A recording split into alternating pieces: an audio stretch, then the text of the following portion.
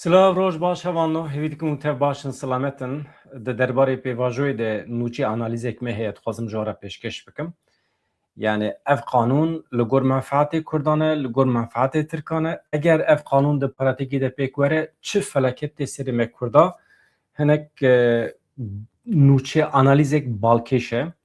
Wekî din Mazlûm Ebdî bû şêwirmend bawekî fermî qanûn hate parvekirin. Dixwazim ji we re bu ara parve bikim ew qase wekî din çend nûçeyên din hene hevanno eger hûn amade bin Mazlûm Ebdî bawekî fermî bû şêwirmendê Ehmed El Şara Serokkomariya Sûriyê ev belgeyek hûn hûn ser ekranê dibînin jî ev jî ew e ew belge ye yani îro hat weşandin Mazlûm Ebdî bi qasê ku em pê hesiyan e erê kiriye lê heta çend saet berê jî me nizanî bû Mazlûm Ebdî erê kiriye nekiriye yani bê Mazlûm Ebdî jî xuyaya yasayekî bi vî şeklî dernakeve pêşî erêkirina wî digirin fikra wî digirin paşê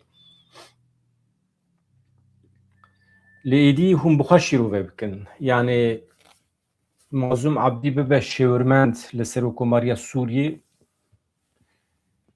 ji pir aliyan ve hûn çawa şîrove dikin hûn dikare fikrê xwe binivîsîne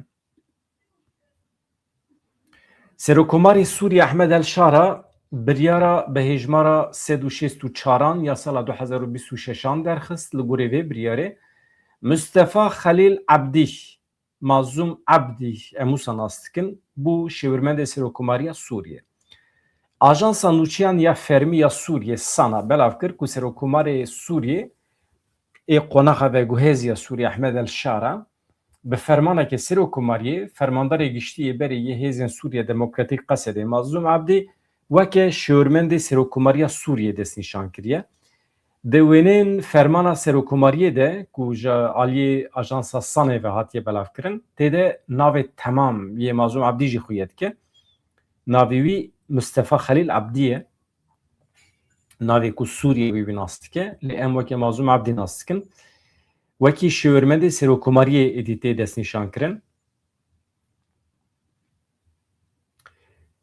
Şandeya Qesedê hûn zanin bi tevî ya Rêveberiya Xweser bi mebesta hevdîtina li gel berpirsên Paya Bilind yên Sûriyê beriya çend rojan çûbûn Şamê di civînan de pêşniyaza postekî ji bo Mazlûm Ebdî hatibû kirin yani wezîfeyekî erkekî nû û her wiha ji bo hevseroka berê ya daîreya têkiliyên derve ya Rêveberiya Xweser İlham Ehmed jî eynî cureyekî wezîfe hatibû pêşniyaz kirin. Di wan civînan de behsa xwandina bi zimanê Kurdî hatibû kirin li Rojavayê Kurdistanê. Wekî din tiştê ku em dizanin Kurdî beriyan habû bû zimanê netewî lê zimanê fermî ye ne fermî ye em nizanin. Yani heqeten qanûn ne zelal e. Em zanin ji bo sala pêşiya me di çend dersan de Kurdî zimanê Kurdî wekî zimanê perwerdeyî wê were bikaranî li Rojavayê Kurdistanê lê salên piştre wê çawa bibe nediyar e. Dibe em rastiya xwe bizanibin. Lê wekî din heftê de sê caran yani sê dersên Kurdî ne. Merû Kurdî fêr dibe. Êdî têra we dike, têra we nake ji bo rêveberiyekê Xweser ku 14 salan bi Kurdî perwerdeyî bi rêvebir û weke hikûmetek bû, weke nîv dewletek bû elbet evaya em zanin ku kêm e. Yani bi vî şeklî nabe. Ji bo milletê me xeta sor perwerdeyiya bi zimanê Kurdî ye. Yani çi dibe bila bibe em vê yekê mecbûrin ferz bikin li ser hikûmeta Şamê. Qebûl dikin bikin, qebûl nakin divê em çareserê xwe binêrin. Yani em nikarin zarokê xwe bihêlin ber însafa dewleta Şamê ka ew ê heq bidin me, nedin me, perwerdeyî bidin me, nedin me. Eger nedin yan jî eger müfredat bi erebî be û em wergerinin Kurdî wê demê ev dibe asîmîlasyonekî demdirêj. Yani di nava demê re zarokê me tev dibin ereb. Hevanno çend saet beriya niha belavkirina fermana Serokkomariyê ya taybet ji bo postê Mazlûm Ebdî ji bo Wezareta Perwerdeyî ya Sûriyê zimanê Kurdî wekî zimanekî niştimanî di bernameya xwendinê ya dibistanê fermî û taybet de cih girt li gorî biryaran û xwendina zimanê Kurdî li wan deverên ku nüfusa Kurdan زیده وی وره خوندن پیشنیازش بو الهام احمد د کمیته پیوندین در و یا پارلمان و سوریه ده جیه بگیره اف مجار هی نزلاله لسر مازوم عبدی خویایه وی پیشنیاز قبول کریه او ببه شیورمند احمد الشارع جر روجاوای کردستان برپرسیار از بنده شیروه اومه هواندان از داویه برنامه دا شیروه او بخونیم نها هواندان پروفسور کمال سلیمانی نویسێکی نویساندەیە شیرۆڤەیەکی پڕ باڵکێشە میخواست هایا we haya milletê me û bi taybetî haya milîtanên tevgerê jê çêbibe. Yani wextê ku hevalên me ê ku xwe hazir kirine biçin Tirkiye çil bende wan e. Ev yasa çi digire nava xwe? Li gorî vê yasayên di demên pêş me de wê çi bibe? Qedera Öcalan wê çi bibe? Ev yasa ji bo milletê me tê çi manê? Qezencekî ye yan teslîmbûnekî ye? Yan jî rehîngirtinekî ye? Merû bi riza dilê xwe diçe rehîn têne girtin.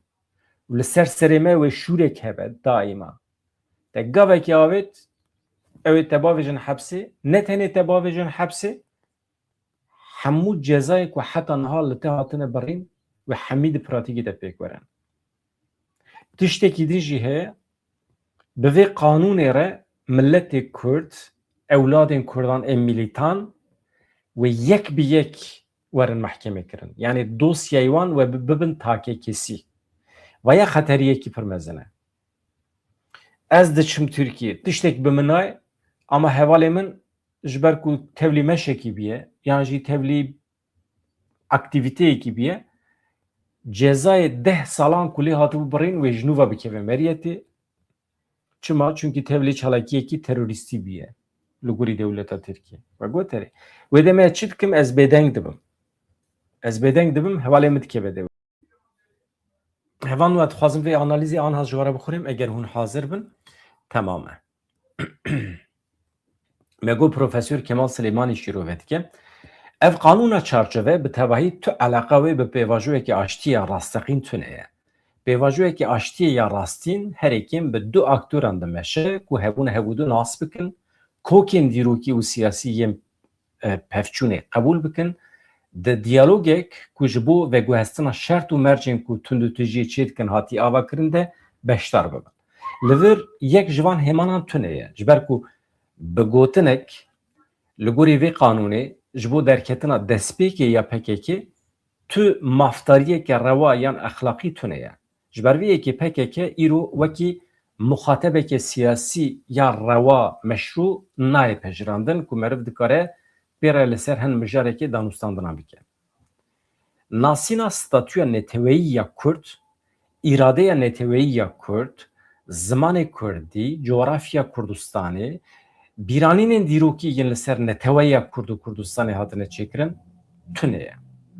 Her girêdanek di navbera hebûna PKK û hebûna pirsa netewî ya Kurd de ku bixwe jî nasnameyê heq dike hatiye qutkirin. PKK, KCK ne wekî îfadeya çekdarî ya pirsgirêkeke netewî ya Kurd ya çareser-nekirî tê pênasêkirin, lê tenê wekî rêxistineke sûç ku divê were tasfiyekirin, were tunekirin tê dîtin li gorî vê qanûnê. Qanûn napirse ka PKK çi dixwaze. Ne jî aliyên siyasî, dîrokî yan netewî yên pirsa Kurd lêkolî nake. Di şûna wê de ev qanûn mantıqeke teslîmbûnê, mantıqeke kontrolkirinê û cezayan ferz dike.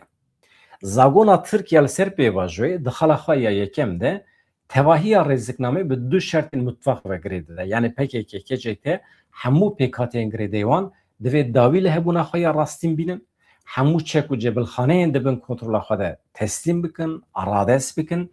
Di vir de xala herî girîng ew e ku ev şert û merc eger werin bi cîhanîn jî ne ji aliyê komîsyoneke aştiyê ya serbixwe, ne ji aliyê nûnerekê netewî yê Kurd ve ne jî mekanîzmeyeke çavderiyê ya navnetewî ve nayê pejirandin. Ev jî tiştekî balkêş e. Yani ev xwe fesehkirina PKK, çekdanîna PKK, eleqa wî yani ji aliyê komîsyoneke aştî ya serbixwe nay şopandın. Ev bi tevahi jaliye saziyên ewlehiyên dewleta Tirkiye ve teyit kirin.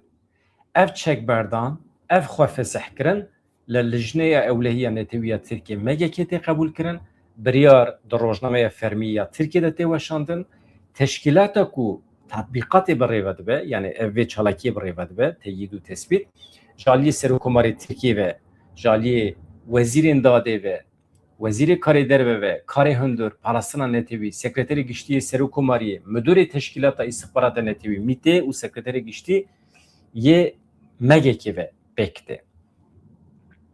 Ez dibêjim ev xalekî pir mühîm e. Yani tu aliyekî Kurd divê teyîd û tespîtê de tune. Tu aliyekî navnetewî tune. Tu komîteyekî serbixwe ya aştiyê te de tune. Tenê aliyê dewleta Tirkiye.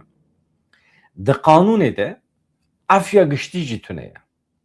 Berovajiyê vê ev pergalek bi şert û mercên taloxkirin û seknandina ceza saz dike ku ji bo girtina kesan ew dibin rehîneyekê daîmî. Bi taybetî heqeten hevalên me, milîtanên me ê ku niyeta wan heye vegerin Tirkiye divê van tiştana li ber çavan bigirin. Binêre ez ji we re çi dibêjim. Di qanûnê de afya giştî tune ye. Berovajiyê vê yekî pergaleke bi şert û mercên taloxkirin û seknandina ceza saz dike ji bo girtina kesan ew dibin rehîneyekî daîmî. Tamam. Yani ew kesî ku anha niyet kirine vegerin Tirkiye di çarçova vê qanûnê de dibin rehîneyên daîmî di destê dewleta Tirkiye'de. Yasa rêxistinê red dike. Bi rêxistinê re wekî organekî kolektif ku alîgirê peymanekê siyasî muheteb nabe. Li şûna wê tenê bi kesan re dadostan dike. Yek bi yek ferdên di nava rêxistinê de wana wekî yek bi yek şahis muhateb digire. Dosyayê wan ji hev cuda dike. Weke rêxistinê muhateb nagire. Ev jî xeteriyekî pir mezin e, sebebî wî jî heye. Yani kesên ku dixwazin ji vê qanûnê faydê werbigirin, sûdê werbigirin, divê pêşî biryara megekê di nav 6 mehan de bawekê nivîskî serî li dozgeriya komarê yan jî saziyekî eleqedar bibin. Yani şexis divê serî li meqamên dewleta Tirkiye bide ji bo bikeve çarçova vê yasayê. Yani rêxistin qebûl bike neke meselen ne. Lêpirsîn û mehkemekirin têne rawestandin. Tamam. Ji bo 5 salan eger ceza herî zêde ji bo suçî hatiye destnîşankirin 15 salan ew ê kêmtir be yan jî ji bo 10 salan di dozên giran de ev meselên teknîkî ne lê bi aynî awayê înfaza cezayan jî tê taloxkirin. Ev behsa însanên me yê li hepsê dike yan jî însanê me derva cezayê wî heye ev cezayê wî tê taloxkirin. Tamam. Lê seknandina van cezayan nayê wateya rakirin yan jî betalkirina cezayan. Ev jî xeteriyekî pir mezin e li pêşiya me. Ceza weke şûrekî li ser serê wan kesan dimîne ji ber vê yekê destê dewletê û saziyên ewlehiyê ji îstismarê re îstismarkirin, amûrkirina siyasî re vekirî tê hiştin. Yani cezayê ku li te biriye talox dike, tamam, betal nake. Roja ku te suç kir dîrek te digire. Veya bi zanebûn hatiye çêkirin. Di aynî demê de yani saziyên dewletê bixwaze te bavê ji hepsê dîrek te davê ji hepsê ji tu kesekî jî tiştekî napirse. Ji çima xetere wextê ku meriv kolektif tevnegere, rêxistinbûyî tevnegere, sibê du sibê milîtanekî tê girtin, em bêjin li Çankırıyê, yan li Stenbolê, li derekî 3-4 milîtan hatin girtin. Milîtanên kevin yê rêxistinê ne? Hatin girtin. Wê çawa be? Ne haya rêxistinê çê dibe ji van însanan û hatta hevalê me wê derkevin bibêjin ya ji bo xatirê pêvajoyê ji bo ku pêvajo xirab nebe em dengê xwe nekin.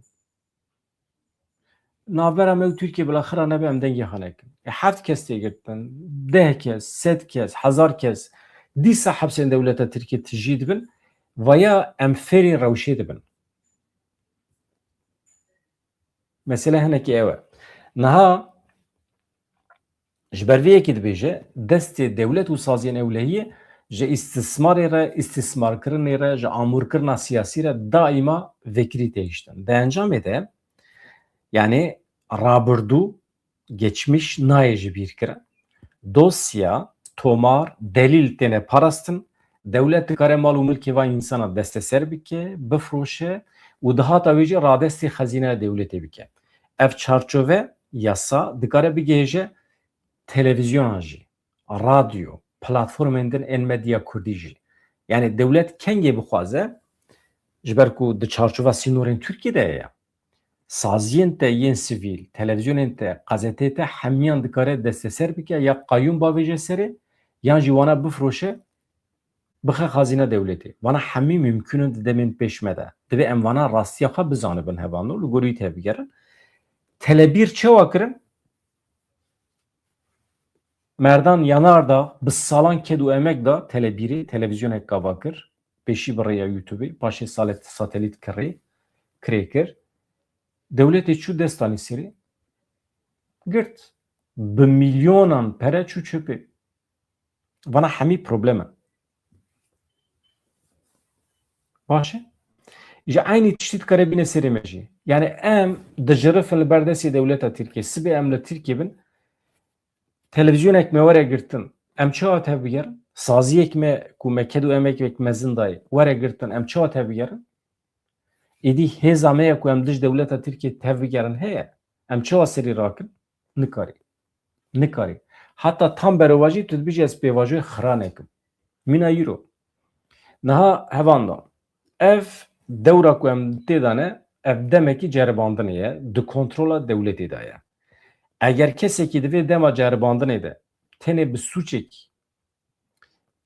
suçekî ku bi navê terorê were pênasekirin, eger were sûcbar kirin yan jî xwedênekê eger were mehkûm kirin, lêpirsîn, dozgerî, cezayê berê dikare ji nû ve were çalak kirin. Ji ber vê yekê ev qanûn azadiyê duwateya rastîn ya qanûnê de peyda nake.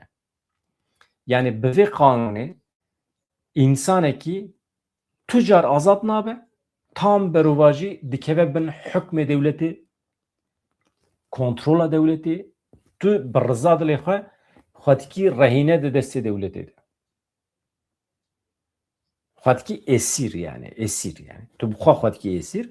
Çünkü kengê bixwaze te davêje kampê, kengê bixwaze te dişîne sürgünê, yani li gor dilê xwe tev digere li ser te. Kelepçe dixe lingê te. Kengê bixwaze tu divê herî îmze bidî. Nikarî derkevî derveyê welat. Yani tamamen te ji azadiyê bêpar dihêle. Ji ber vê yekê ev qanûn azadiyê duwateya rastîn ya qanûnî de peyda nake. Heta ku ev kes bijîn rabirdûya wan mîna şûrê Demokles wê li ser serê wan daliqandî bimîne. Azadiya wan bi tevahî şertî ye. Kesekî dikare ji girtîgehê were berdan yan jî ji gefa tavlê ya darizandinê bireve, lê dîsa jî ew dibin gefa siyasî û qanûnî de dimîne. Çima? Çünkü rabirdûya te heye. Tu tevlî filan çalakî bûyî, tu tevlî gerîla bûyî. Ew daîma li ber destê dewletê li ser te bikartîne. Êdî tu çawa tevgerî tu zanî. Yani pir mühim e hevalên me ê xwe amade kirine vegerin van tiştana bizanin. Ev ne meseleyekî rêxistin ye. Dewlet weke rêxistin te muhetab nagire, weke şexis te muhetab digire. Yani tu tenê dimînî. Girêdana te biya rêxistinê re eger were peyda kirin dîsa dibe suç. Dîsa dikare ceza li te bibire. Çünkü te tu dikevî nava organizasyonekî rêxistin kirî. Eger ew organizasyona rêxistin kirî ne di kontrola dewletê de be, dîsa çûş de be. Gerek di kontrola dewletê de be. Yani tu dikarî xwe bi rêkûpêk bikî, tu dikarî saziyekî ava bikî, lê temamî divê şeffaf be, dewlet wê derê hemî bibîne tu çi dikî çi nakî. Sînorê wî dewlet diyar dike. Dibin vê rejîmê de hevano jiyana pêşerojê yan ve kesan girêdayî pîvanên saziyên ewlehiyê yên dewletê ye. Ew ve diguherin kesê dibin çavdêriya domdar de, ew ê tim dibin gefê de bijîn, gefa domdar ya daîmî ya ji nû ve aktîvkirina cezayan ên berê. Ji ber vê yekê devleti şertê serlêdana takekesî daniye. Devletê bi zanebûn kiriye. Ev ne tenê kiryarekê teslîmbûnê ye. Ew di aynê demê de mekanîzmayekî qeydkirin û çavdêriyê ye ku bi rêya wê her kesekî di qeydên devletê de tê naskirin. Tamam? Yani acayip tiştekî ye. Tu xwe bi xwe fîşleme dikî. Tu xwe bi xwe tu dibêjî ez endamê filan rêxistinê me her tiştê min ev e. Tu xwe bi xwe didî dest. Bi şiklekî tu giliyê xwe dikî. Yani binêrin. Ji ber vê yekî devletê çi kiriye? Şertê serlêdana takekesî aniye. Ev ne tenê kiryarekê teslîmbûnê ye, ew di aynê demê de mekanîzmayekî qeydkirin û çavdêriyê ye ku bi rêya wê her kesekî di qeydên devletê de êdî tê naskirin. Navê wî, dîroka wî, fealiyetê wî, her tiştên di derheqê vî kesî de di nava dosyeyên devletê de têne qeydkirin, tomarkirin. Eger qanûn were bi cîhanîn rêxistin wê bi qanûnî bibe kesên îzolekirî, her milîtanekî wê neçar bimîne ku tekiliyeke rast e rast ya bindestiyê bi saziyên ewlehiyê yên devletê re ava bike.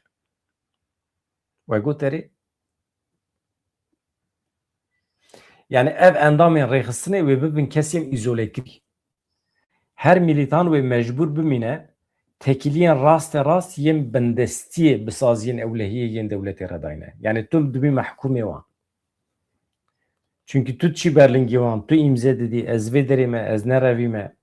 Bi vî rengî herçend qanûn avahiya fermî ya rêxistinê hilweşîne jî, tora civakî û siyasî mekanîzmaya zincîra fermandariyê ya rêxistinê dikare berdewam bike.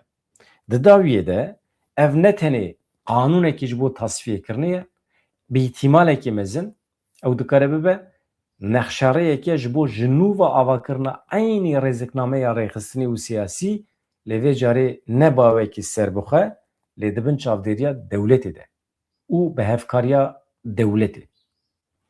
Yani dibe ku di demên pêş me de dewlet müsaade bike ku mekanîzmeyeke zincîra fermandariyê ya rêxistinê hebe. Yani rêxistin xwe li Tirkiye saz bike.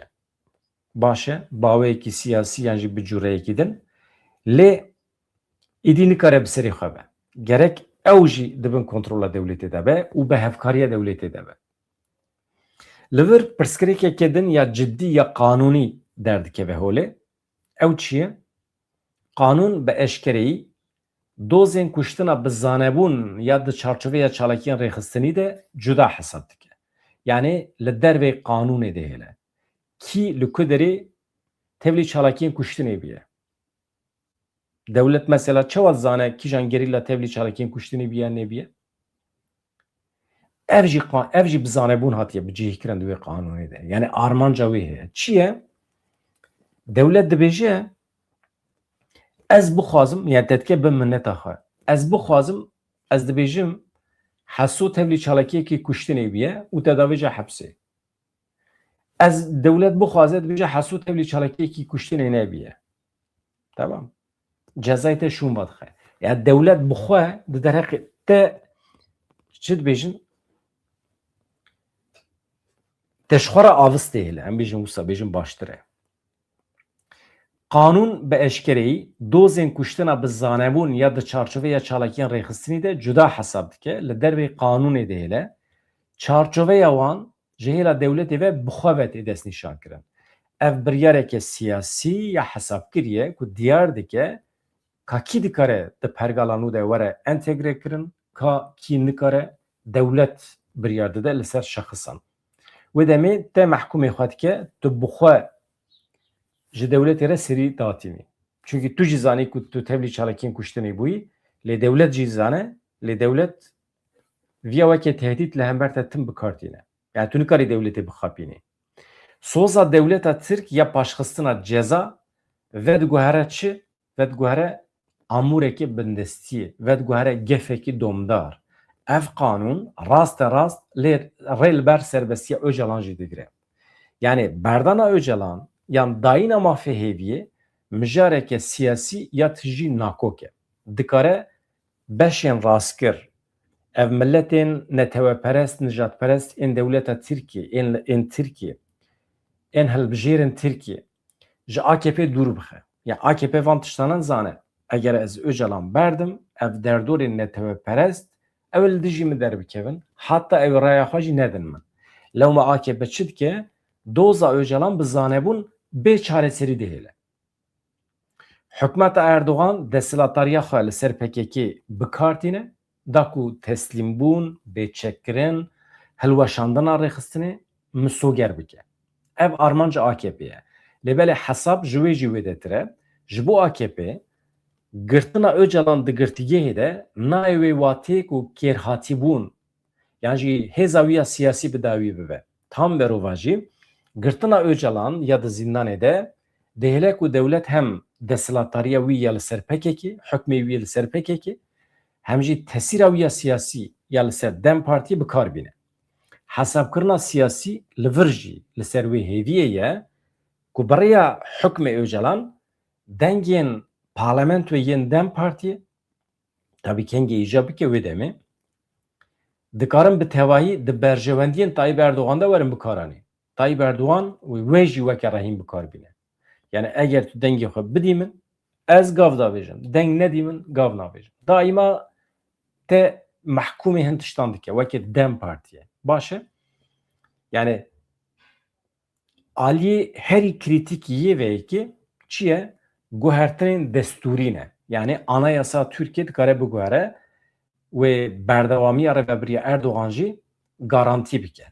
Di senaryoyekî wisa de piştgiriya Dem Partiye di parlamentoya Türkiye'de dikare bibe diyarker ji bo pejerandina destûrekê nû yan jî guhertinên destûrî ku domandina desthilatariya Tayyip Erdogan hêsan dike. Ji ber vê yekê di navbera girtina Abdullah Öcalan û berdewamiya bikaranîna tesîra wî ya siyasî de nakokî tune ye. Yani AKP dixwaze hem vê pêvajiyê bi rêve bibe û hem jî Öcalan di hepsê de bike. Armanc ew e. Ev baştir e ji bo Tayyip Erdogan. Öcalan berde nabe çünkü nijadperest hene, rastkirên Tirkiye hene. Öcalan ber ne de Kurd aciz dibin. Tamam. Rêxistin aciz dibe. Wê demê ji rêxistinê re jî çi dibêje? Tu gav bavêje, paşê ez ê berdim. Tu gav bavêje, paşê ez ê berdim. û hukmê Öcalan jî bikartîne bi vî şiklî ew ê çend salan baş heta ku destûra bingehîn guherand. Niha formûla herî kêrhatî sûdmend ji bo AKP dibe ku ew be hêza hukmê Öcalan li ser PKK, li ser Dem Partiyê bê ku wî veguherîne aktöreke siyasî azad tim bikar bîne. Yani tişta ku me got ew e. Yani AKP anha di nava plan û projeyekî wisa de ye hem Öcalan bernede hem hêza wî bikar bîne. Ew ê formûlê dixwaze peyda bike. Çawa bike? Li ser dixebite. Anha xeterî heye ku Öcalan yani ev kesî ku em bas dikin kesiyetiya herî giring ya dîroka PKK ye. Xeterî heye ku ev însan heta de zindanê de bimîne. Qet dernekeve derva. Belki rojnamegeran bişînin cem wî, belki hem kesiyetiyên siyasî, rewşenbîran bişînin cem wî. Yani bi vî şiklî hewl didin Kurdan tatmîn bikin. Yani azadiya wî wê tim weke rehîne, weke şantaj were bikaranîn di berdêla wê de jî dewleta Tirkiye wê tim hêza wî ya ji bo berjewendiyên dewletê tim bikar bîne. Xeteriyekî wisa heye hevan da. Hevan o beyanateki Murat Karayılan heye di derbarê şehîdan de. Murat Karayılan diyar kir ku ji ber şert û mercên şer derfeta wan çê nebiye ku nasnameyên gerîlayên PKK yên ku canê xwe ji dest dane di dema xwe de eşkere bikin. Murat Karayılan ser hejmara gerîlayên PKK yên ku jiyana xwe ji dest dane agahî dan got ji sala 1976 ve heta sala 2026 25922 PKK'yî şehîd bûne. Bi yên ku neketine qeydan re ev hejmar gihîştiye nêzîkî 27000 PKK rojên dawiyê nasnameyên di Sûd û 30 endamên xwe yên ji Amed, Wan, Gever, Cizîr û Merdînê eşkere kirin. Murat Karayılan li ser eşkerekirina bi kom ya nasnameyên endamê PKK yên ku di demên cuda da heremên cuda da jiyana xwe ji dest daye li ser hejmara giştî ya PKK yên ku jiyana xwe ji dest daye li ser wan axivî Karayılan dibêje ji ber şertên dijwar yên salên dawî ji ber sedemên ewlehiyê agahiyên hinek PKK'yan dereng gihîştine biryargehê Karayılan da zanîn ku PKK'yên ku ji raya giştî re nehatine eşkerekirin jî hene bên 120 endamê rêxistinê li benda eşkerekirinê ne. Ez ji we re tiştek bêjim. Di salên nodî de pir zehmet bû eşkerekirina şehîdan. Yani herî kêm ji malbata min 4 şehîd hene. Di demên cuda de li deverên cuda şehîd bûne wê demê tekilî tune qet nehatin hemî nehatin îlan kirin jî. Wenda. û bawer dikim di malbatê we de jî wisa ne. Wenda ye. Li ku derî şehîd bîye, bi kîjan şiklî şehîd bîye, li ku derî perwerde dît. Agahî tune ye. Salên nodî wisa bû. Ta di van demên de wî de piştî ku medya civakî derket ji salên 2005 şûn va belkî 2010 şûn va hêdî êdî sistemek çêbû. Sistemekî qeydkirinê, sistemekî agahdarkirinê çêbû, xeber didin malbatan. Berê tiştekî wisa tune bû. Ancak fermandar bî, ancak naskirî bî malbat tê agahdar kirin. Yani jî raya giştî dibîse. Wekî din bi taybetî di 10 salên dawiyê de tevgera me rûbirûyê êrişên mezin ên îmhakirinê hat. Em di şerekî gelekî giran re derbas bûn. Dema ku şer berdewam dikir ji bo ewlehiya hevalan em mecbûr bûn sîstema xwe ya ragihandinê rawestînin. Ji ber vê yekê jî li ser şehadetan agahiyên gelek hevalê me di dema xwe de negihîştin biryargehê. Agahî dereng hatin. Lê di wê naverê de şer berdewam dikir her roj şehadet çê dibûn. Loma jî derfet îmkan çê nebû em şehadetên berê ragihînin. Lê ev şehadet di nava me de dihatin zanîn. Wekî mînak ji bo wan şehîdên ku bîranînên wan hatine kirin me di nava xwe de gelek civîn kirin, me nîqaş meşandin. Ji bo raya giştî, ji bo malbatan tenê divê serdemê de derfeta me ya eşkerekirinê çêbû. Yani ez hêvî dikim milletê me bi taybetî jî malbatê me yên hêja yên şehîdan ji vê rewşê fehm bikin. Ez bawer dikim ew ê ji vê rewşê fehm bikin tabî çimkî şert û mercên ku tevgera me tê de bû nerehet bû. Di vê serdemê de em ê hemû şehîdê xwe eşkere bikin. Yani em ê bi raya giştî malbatên hêja re par vekim, bi raya giştî re bi malbatên hêja re em ê par vebikin. Ji Bakurê Kurdistanê 520 şehîdê me mane. Ji perçeyên din ên Kurdistanê jî şehîdên me hene lê heta niha hêjmar tam ne zelale. Di hefte û mehên pêşiya me de em ê hewl bidin hemû şehîdên me eşkere bikin. Li ser vê mijarê xebatê me saziyên peywendîdar têne meşandin.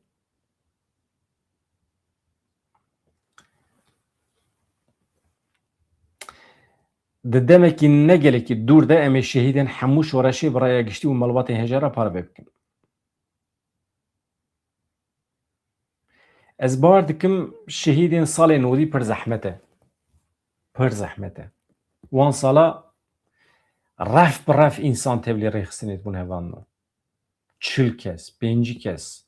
Yani ji serhedê, ji botanê hêjmara van însanan nediyar bû. Zemanekî hêjmara gerîla gihîşt 30,000 li serî ciyê. Çek û sîleh tune bû bidin gerîla. Bê perwerde bû, bê parastin bûn. Kincî wanê sivîl wan bûn. Di wê sermayê de. Yani pergalek ku karibe wan gencan pêşwazî bike militan perwerde bike tune bû. Ji ber vê yekê jî di wan deman de pir însan şehîd bûn. Ez ji we re dibêjim 30,000 gerîla çê bû.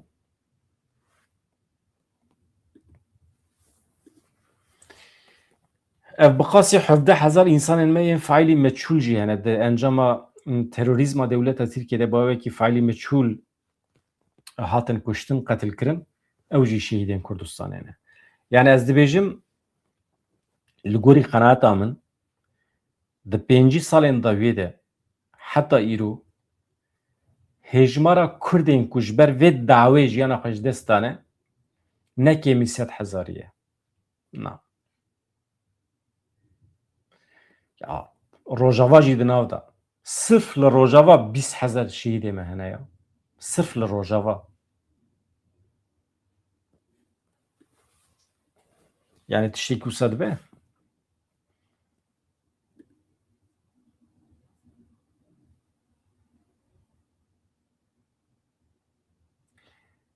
Hevan wezana peyamê we dixwînim. Mala we ava. Gelek spas dikim. Hûn eger bibin abone, kanalê hinek bi pêş bixin kêfxweş dibim. Êvarê ez ê ji we re bernameyekê cuda çê bikim. Xatir ji we dixwazim bi hêviya rojên xweş azad. Dem baş e bana.